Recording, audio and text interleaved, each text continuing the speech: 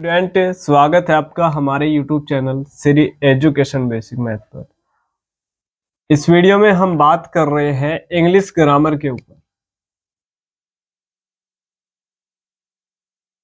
तो English grammar में हमारा जो सेंटेंस प्रत्येक बनाया जाता है उसमें कुछ ना कुछ हेल्पिंग वर्ब हमारा दिया होता है। तो आइए कैसे हेल्पिंग वर्ब को यूज किया जाता है इसी विषय में हम चर्चा करने वाले हैं। तो यहाँ हम 3 वर्ब जो हमारे हेल्पिंग है उनके ऊपर आज का यूज करेंगे। तो एज, एम, आर। सबसे पहले हमें किसी भी सेंटेंस को बनाने से पहले कुछ नियमों का ध्यान रखना होता है। जैसे कि हमारा सिंगुलर सब्जेक्ट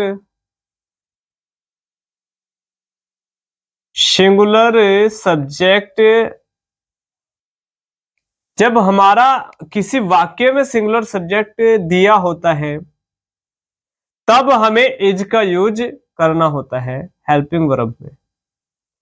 तो यहां पर सिंगुलर जो सब्जेक्ट है इसे एक वचनकर्ता के नाम से पहचाना जाता है। तो यहां हमें प्रयोग करना होगा इज का। फिर आता है हमारा प्लूरल सब्जेक्ट,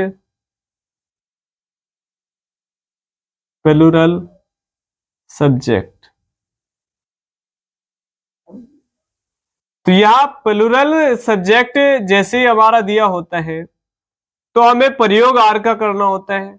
प्लूरल सब्जेक्ट का मतलब होता है बहुवचन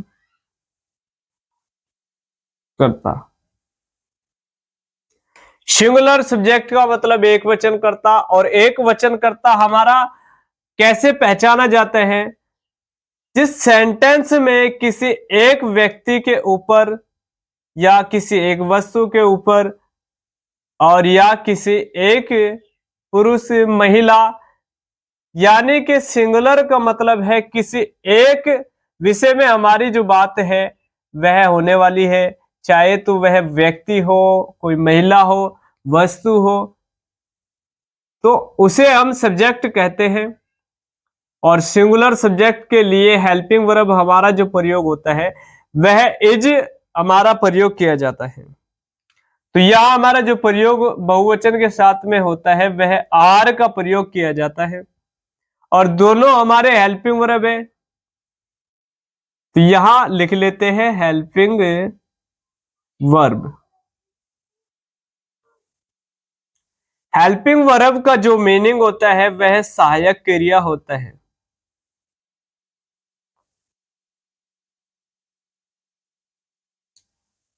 और यहां आर भी हमारा हेल्पिंग वर्ब होता है।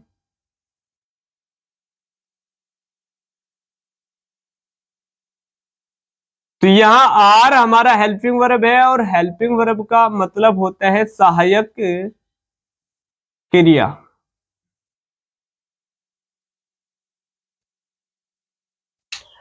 तो यहां केवल इतना ही नहीं कि हमारे पास सिंगुलर सब्जेक्ट आया तो हमने इज लगा दिया।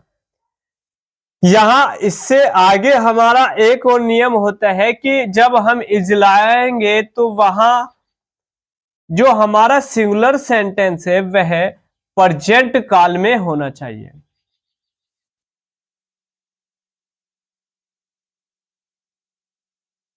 तो यहां प्रेजेंट टेंस जब हमारा होता है तब हम इज का यूज कर पाते हैं। प्रेजेंट टेंस का मतलब होता है वर्तमान काल।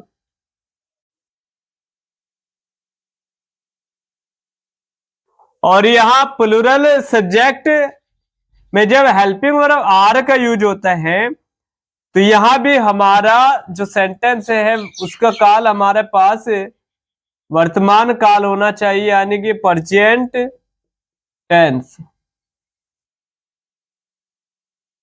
यानी कि वर्तमान काल। तो ये नियम हमारे पास होने चाहिए, तब हम इज का यूज कर सकते हैं।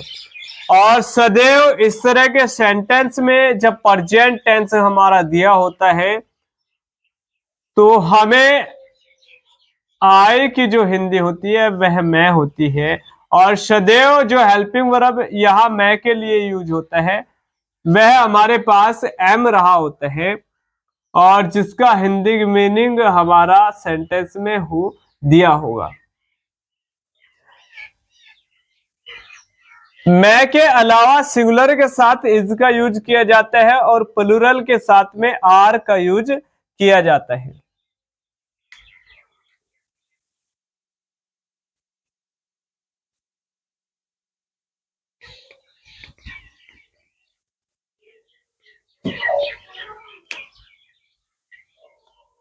तो यह हमारा जो प्रेजेंट टेंस होता है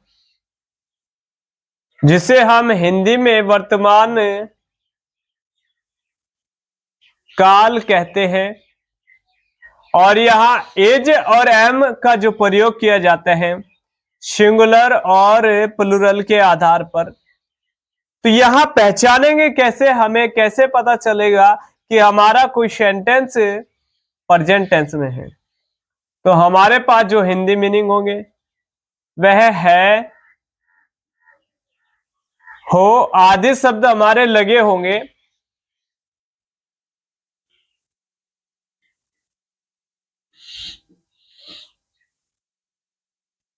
तो यहां हमारे पास जब इज और आर का यूज किया जाएगा तो हमारे पास यहां पर है या हो या इससे आदि अन्य कोई शब्द इस तरह का हमारे पास होगा जो हमारे वर्तमान की बात कर रहा हो सेंटेंस, तब जाकर के हम सिंगुलर के साथ में इज और प्लूरल के साथ में आर का यूज करेंगे।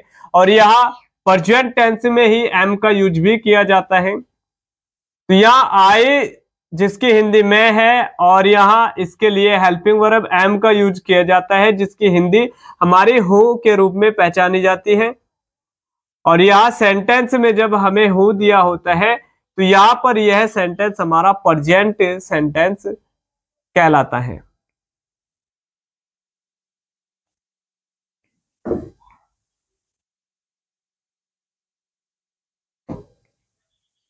तो यहाँ आज इस टॉपिक में हम बात करेंगे एफर्मेटिव सेंटेंस के ऊपर। एफर्मेटिव सेंटेंस जिसका हिंदी मीनिंग होता है स्वीकारात्मक वाक्य।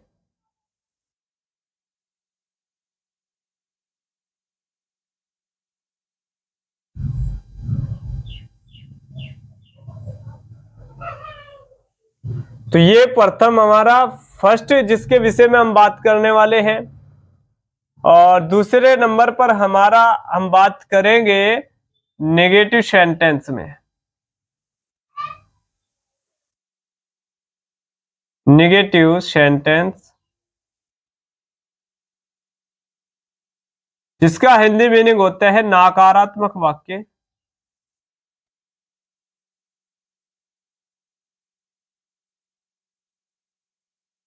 और तीसरा हम बात करेंगे इंटेरोगेटिव सेंटेंस के ऊपर।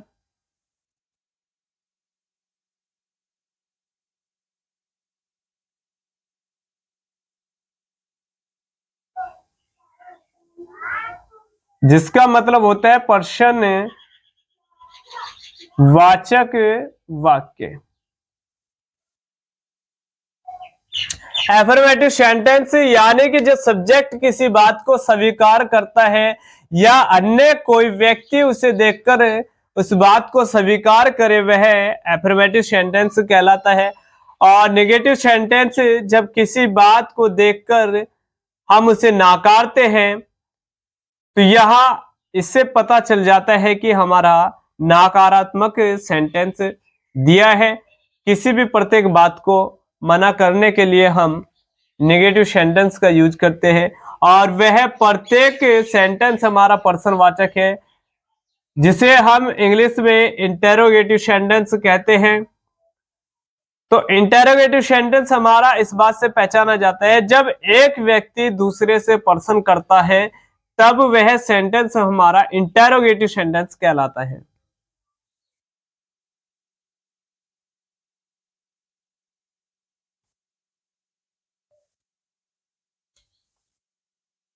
अब यहां एफर्मेटिव, नेगेटिव, इंटेरोगेटिव सेंटेंस को क्यों समझाया जा रहा है, इस विषय पे हम अब चर्चा करने वाले हैं।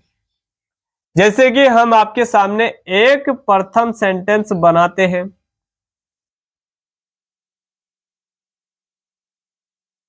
वह लड़का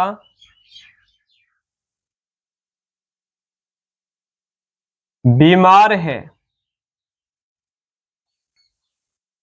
तो यहां किसी ने किसी लड़के के विषय में कोई बात स्वीकार की कि वह लड़का बीमार है, तो यह सेंटेंस हमारा एफर्मेटिव सेंटेंस के अंतर्गत आता है और इसके अंत में हमारा है लगा है। यह हिंदी शब्द हमारा पहचान कराता है कि यह सेंटेंस हमारा प्रेजेंट टेंस में है, यानी कि वर्तमान काल में यह सेंटेंस दिया है। अभी हमने आपको लिख करके समझाया कि प्रेजेंट टेंस हमारा वर्तमान काल कहलाता है और यहां पर बीमार होना इसकी एक विशेषता है जिसे हम एडजेक्टिव के नाम से इंग्लिश में पहचानते हैं। तो यह सब्जेक्ट हमारे पास वह लड़का, हेल्पिंग वर्ब हमारे पास हो जाएगा इज। तो यहां पर सबसे पहले हमारा वह लड़का सिंगुलर सब्जेक्ट है और सिंगुलर सब्जेक्ट के साथ में हम हेल्पिंग वर्ब इज का यूज करते हैं। तो एफर्मेटिव होने से हमें पता चल जाता है कि जो हमें हेल्पिंग वर्ब यूज करना है वह इज हमें सब्जेक्ट के तुरंत बाद यूज करना है। तो आइए सेंटेंस को बनाते हैं। तो यहां लिखेंगे दैट बॉय, और एफर्मेटिव होने के कारण हमारा जो हेल्पिंग वर्ब है वह सब्जेक्ट के बाद लगाया जाता है। तो दैट बॉय इज इल बने हमारा बीमार होता है। तो यहां पर जो इल दिया है वह हमारा एडजेक्टिव है। इल बने बीमार, और यहां पर इल जो हमें दिया है वह एडजेक्टिव है।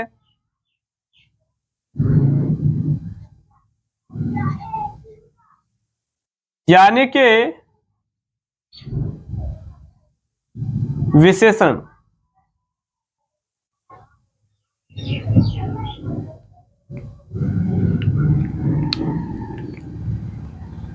तो यहां पर विशेषता एडजेक्टिव हमें बताता है कि वह लड़का बीमार है।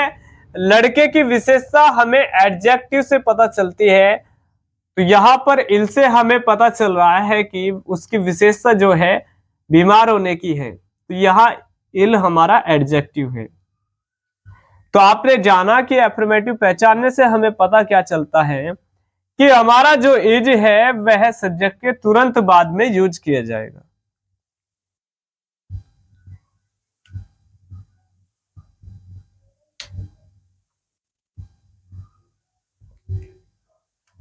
और यहां पर आगे अगर हमें इसे नेगेटिव सेंटेंस में बनाना है तो बनाएंगे वह लड़का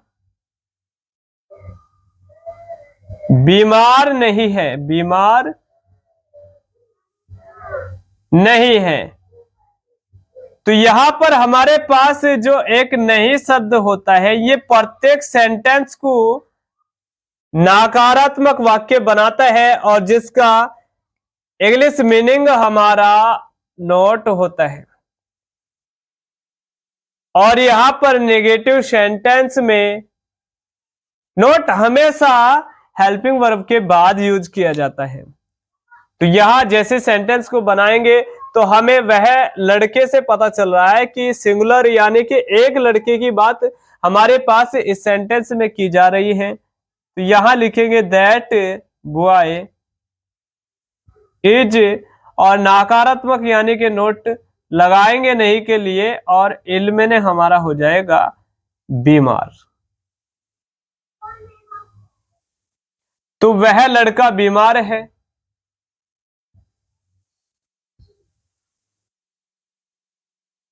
तो यह हमारा निगेटिव सेंटेंस हो गया।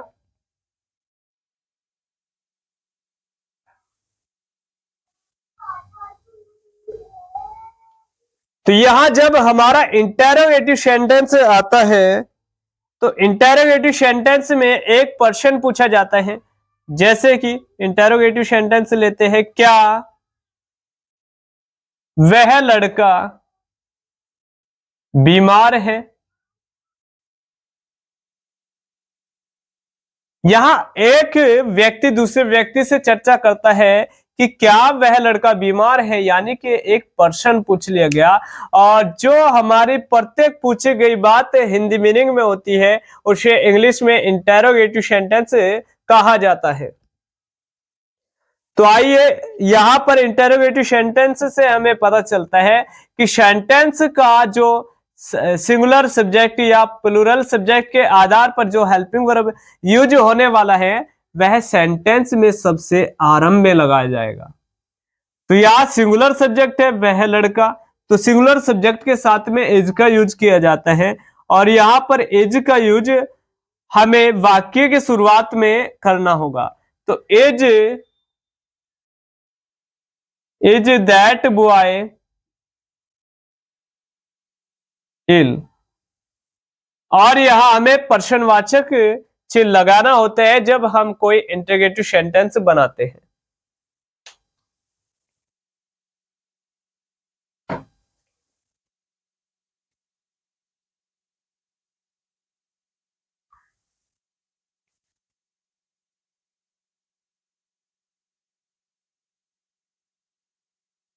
पर हम अन्य कोई सब्जेक्ट लें, जैसे कि वे खिलाड़ी हैं।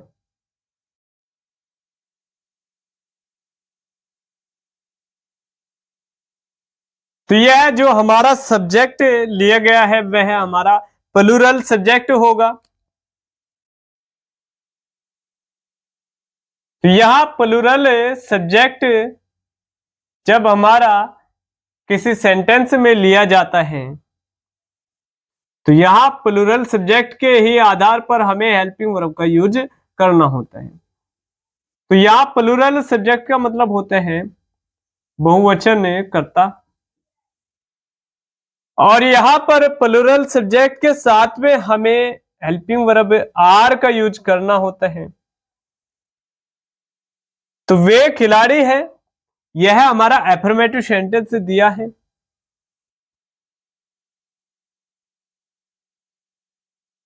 तो यहां एफर्मेटिव सेंटेंस का मतलब होता है स्वीकारात्मक वाक्य।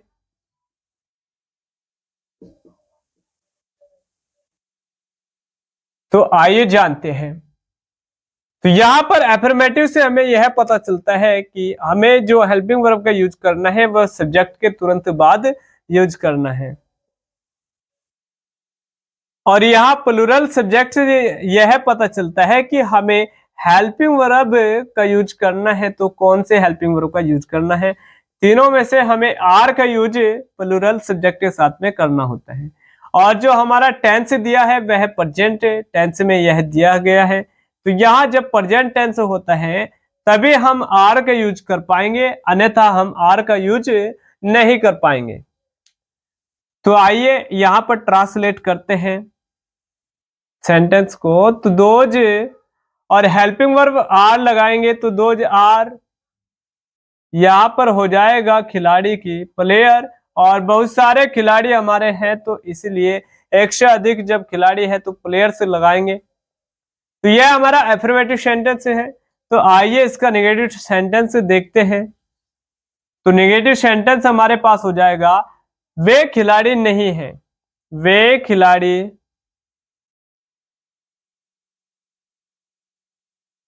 नहीं है। तो वे खिलाड़ी नहीं है, यानी कि जिस सेंटेंस में हमारा नहीं शब्द लगा होगा वह प्रत्येक सेंटेंस हमारा नेगेटिव सेंटेंस होगा। लेकिन अगर किसी सेंटेंस में नहीं शब्द भी हो और पर्सन पूछा गया हो तो वह वाक्य हमारा पर्सनवाचक वाक्य होगा, न कि नेगेटिव।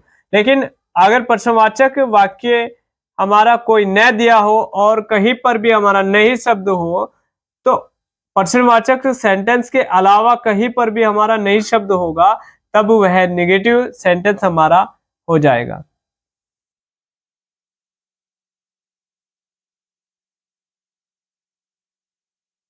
तो जैसे ही हमें नेगेटिव सेंटेंस दिया होगा, तो सबसे पहले हम सब्जेक्ट लिखेंगे दोज, और उसके बाद हमें हेल्पिंग वर्ब आर का यूज करना होगा। और नहीं शब्द जो हमें दिया गया है सेंटेंस में, यह हमें बताता है कि यह सेंटेंस नेगेटिव सेंटेंस यानी कि नकारात्मक वाक्य है, और इसकी अंग्रेजी जो हम लिखते हैं वह नोट लिखी जाती है। तो यहाँ पर लगाएंगे दोज आर नोट प्लेयर्स।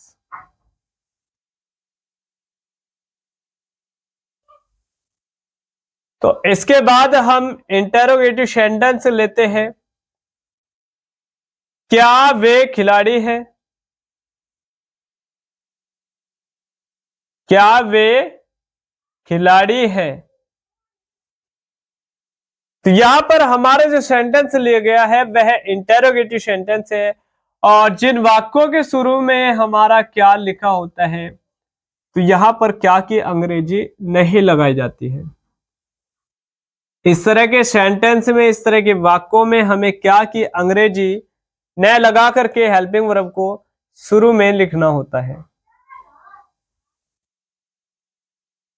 तो आइए जानते हैं कि हेल्पिंग वर्ब को कैसे शुरू में लिखा जाएगा।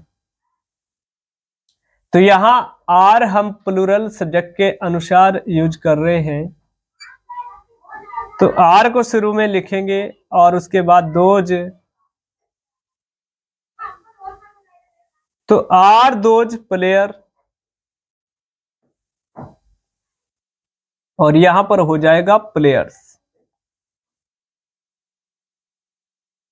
अब हमारा अन्य जो उदाहरण बचा है वह एम के ऊपर बचा है। जैसे कि हम एफर्मेटिव में एक उदाहरण ले, मैं एक अध्यापक हूं।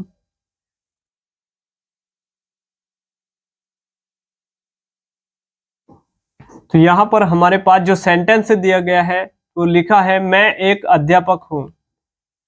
तो यहाँ हमारी जो मैं की अंग्रेजी जो लगाई जाती है वह आई होती है, और हूं के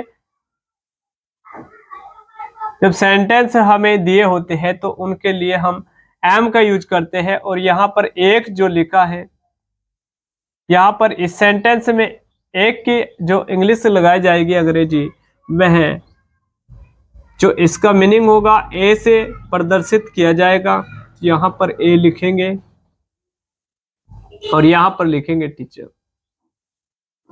तो पहली बात, जब आई हमारा प्रेजेंट टेंस में होता है तो इसके साथ एम का यूज किया जाता है, ओनली प्रेजेंट टेंस में। अगर यहाँ पर हमारा सेंटेंस पास्ट टेंस में रहा होता तो एम का यूज न करते। तो यहाँ प्रेजेंट टेंस जब भी होगा तो हमारा एम का यूज करे जाएगा। और एफर्मेटिव सेंटेंस की यह खासियत होती है कि जो भी हम हेल्पिंग वर्ब यूज करते हैं वो तुरंत सब्जेक्ट के बाद में करते हैं। और यहाँ पर देख लेते हैं एक नेगेटिव सेंटेंस। तो मैं एक अध्यापक नहीं हूं, मैं एक अध्यापक नहीं हूं। तो मैं एक अध्यापक नहीं हूं, यह हमारा नेगेटिव सेंटेंस है।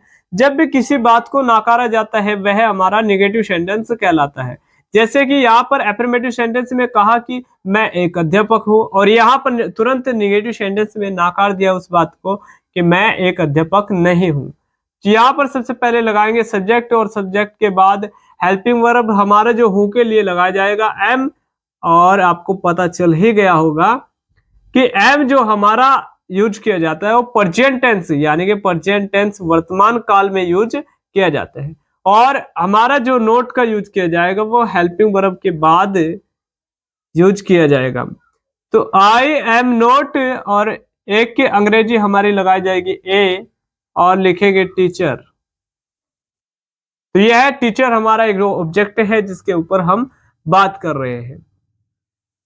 तो यहां तीसरा जो सेंटेंस हम लेने वाले हैं वह इसका इंटेरोगेटिव सेंटेंस लेंगे। तो क्या मैं एक अध्यापक हूं?